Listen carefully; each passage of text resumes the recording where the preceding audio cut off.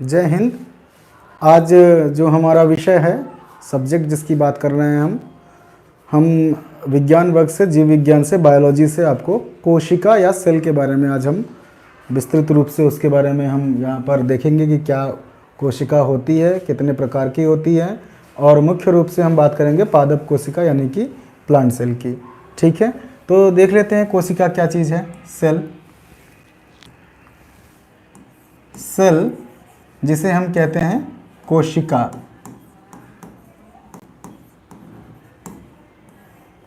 अगर इसके परिभाषा की बात करें, इसके अगर हम डेफिनेशन की बात करें तो इसको एक लाइन में कह सकते हैं कि the fundamental unit of life, the fundamental unit of life. कोशिका जो होती है बच्चों, ये फंडामेंटल यूनिट ऑफ लाइफ, अर्थात इसको कह सकते हैं हम कि ये जीवन की या जीव की मौलिक इकाई होती है, मौलिक इकाई होती है।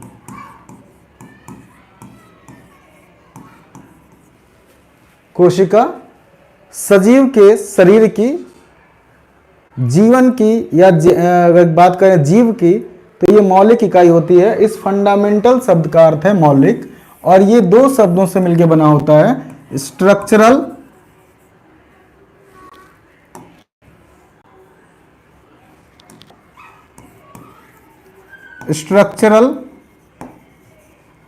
And second word is functional. Structural and functional अर्थात संरचनात्मक और क्रियात्मक, संरचनात्मक तथा क्रियात्मक।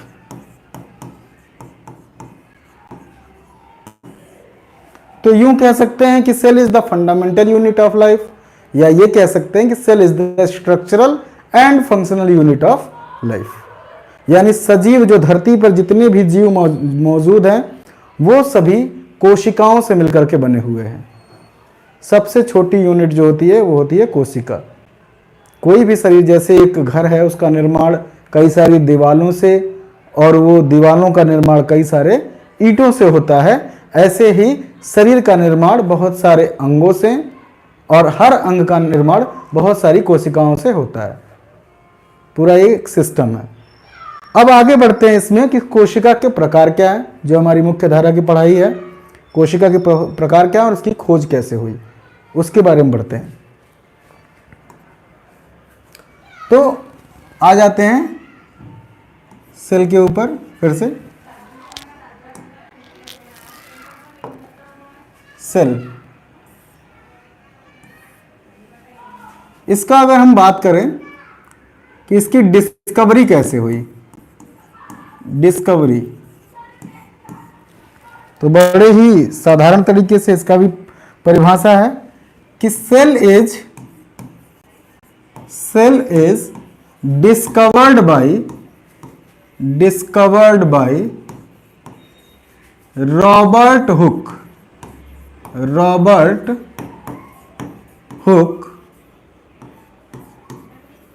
in 1665। सबसे पहले जो कोशिका की खोज हुई थी वो रॉबर्ट हुक ने 1665 में की थी।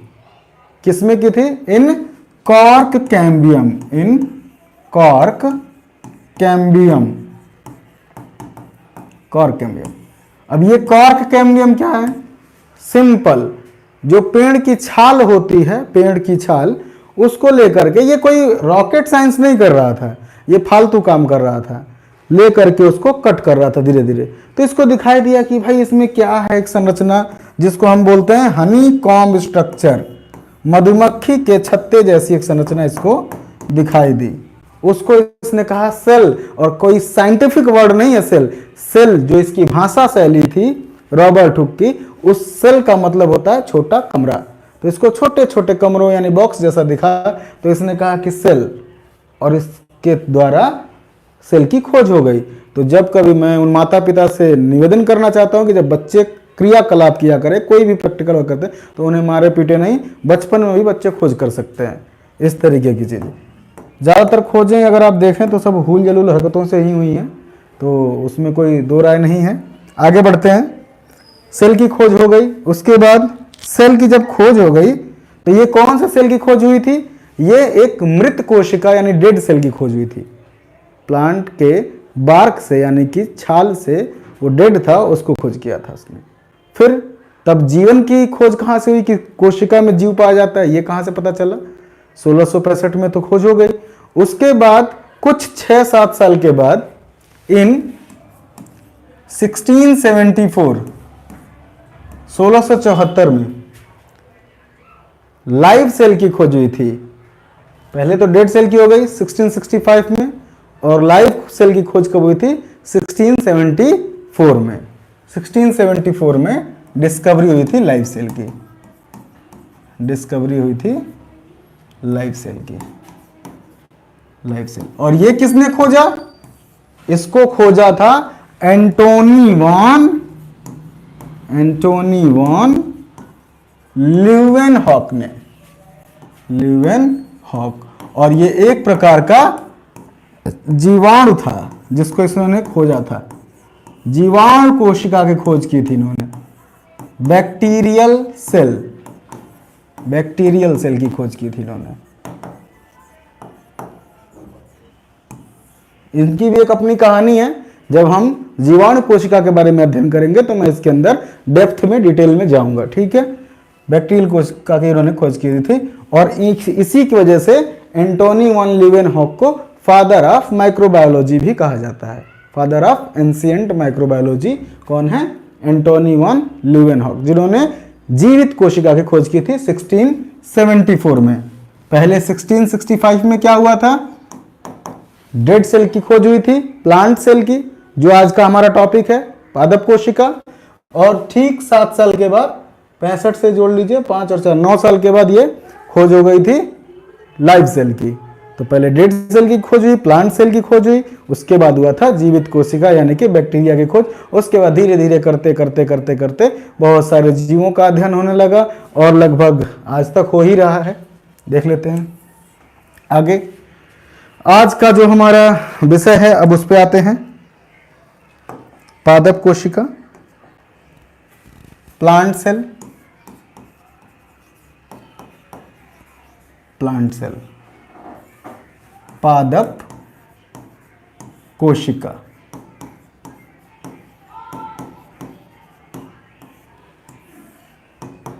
पादप कोशिका, प्लांट सेल की संरचना अगर हम देखें तो कुछ मधुमक्खी के छत्ते जैसा मैंने बताया, तो उसकी संरचना कुछ इस तरीके की है।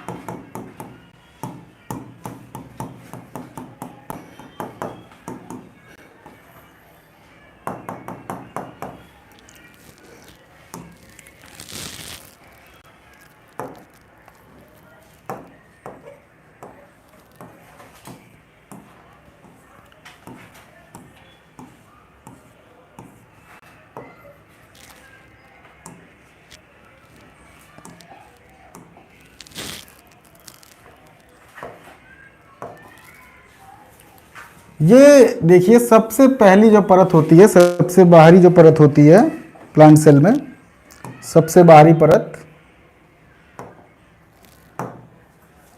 इसको हम कहते हैं सेल वॉल। सेल वॉल यानी कि कोशिका भित्ति।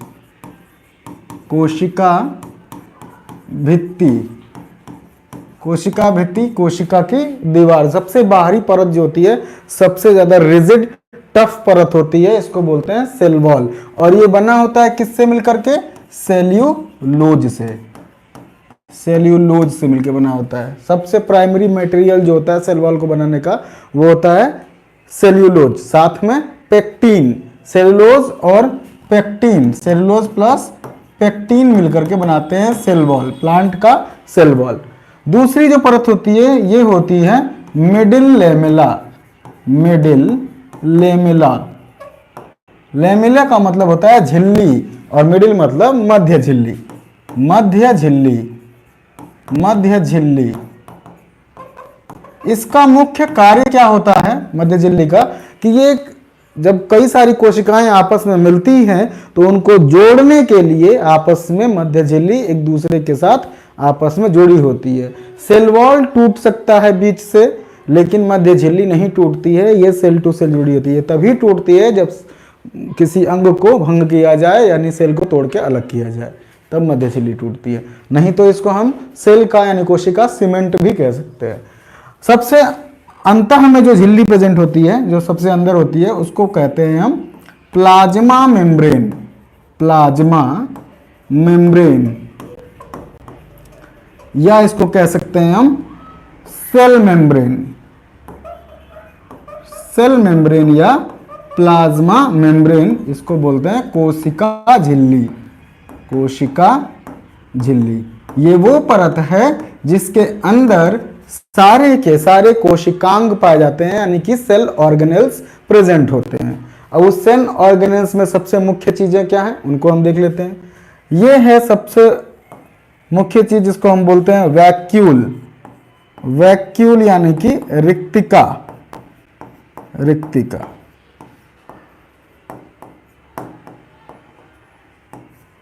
पादप कोशिका में जो रिक्तिका होती है वो कोशिका का कुल 60% वैक्यूल होता है, बाकी 40% में बाकी मटेरियल होते हैं। ये क्या है? ये है माइटोकॉन्ड्रिया। माइटोकॉन्ड्रिया, माइटोकॉन्ड्रिया जो होती है इसको हम कहते हैं कोशिका का पावर हाउस, यानी कि विद्युत ग्रह।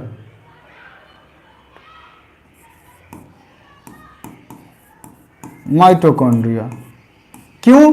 क्योंकि कोशिका की समस्त ऊर्जा इस माइटोकॉन्ड्रिया के अंदर एटीपी के रूप में संचित रहती है। एडिनोसिन ट्राइफॉस्फेट, एटीपी, इसका फुल फॉर्म क्या होता है? Adenosine triphosphate.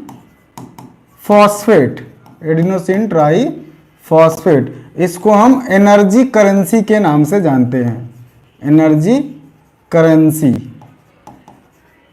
एक एटीपी के विघटन से कुल एक ग्लूकोज के विघटन से कुल 38 एटीपी बनती है और एक एटीपी में 35.4 जूल ऊर्जा होती है, 35.4 जूल के।